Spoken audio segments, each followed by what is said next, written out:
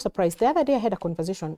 In fact, yesterday I had a conversation, and the other is an old conversation with some members of parliament in regards to an amendment to our constitution, which is actually going to amend the Central Bank Act. Is going to affect the Kirdi Act, which actually deals with our manufacturing and stuff like that. It is also going to deal with the way we invest and stuff like that.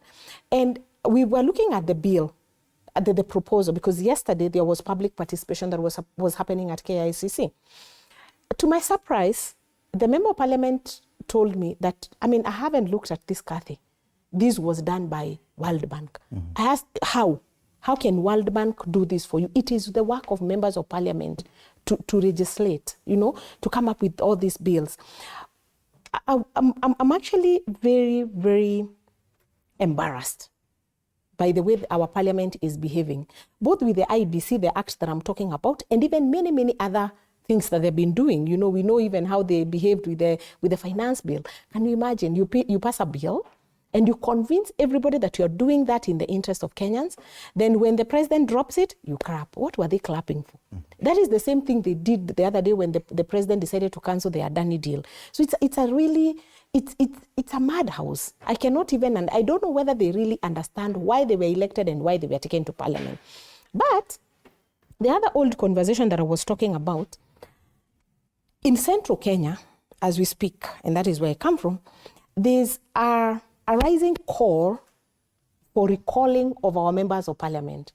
I believe it has been started by the former deputy president, where, including my own member of parliament for Madeira, is the members, the citizens have started collecting signatures to recall him.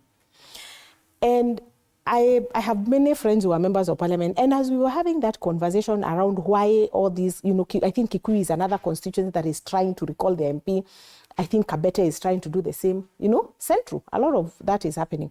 And you know what they told me? So they are collecting signatures, but we don't have an IEBC.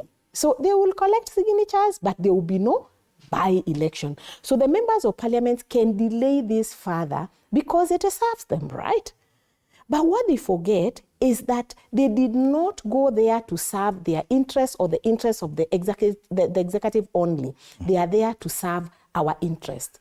I would like to see an IEBC in place. And not just an IEBC, we also have the Cherera 4. You remember the controversy we had, and I know 3 of them sought exile. They are out of this country. I hear there's some allegation that they did not even get their dues, all of them. They were not given their allowances. They were just dismissed like that. I think it is good for us to do justice to them as well. And if it is possible, we've done a handshake with BAMBA, Raila Odinga, and I believe that the reason as to why the Cherera 4 had come out to defend their position was because of Azimio or because of Raila, and they believed they were doing the right thing. We have done a handshake with Raila Odinga. Let's also extend this handshake to the Cherera 4. Commissions. Yeah. All right. Hans, it would appear that across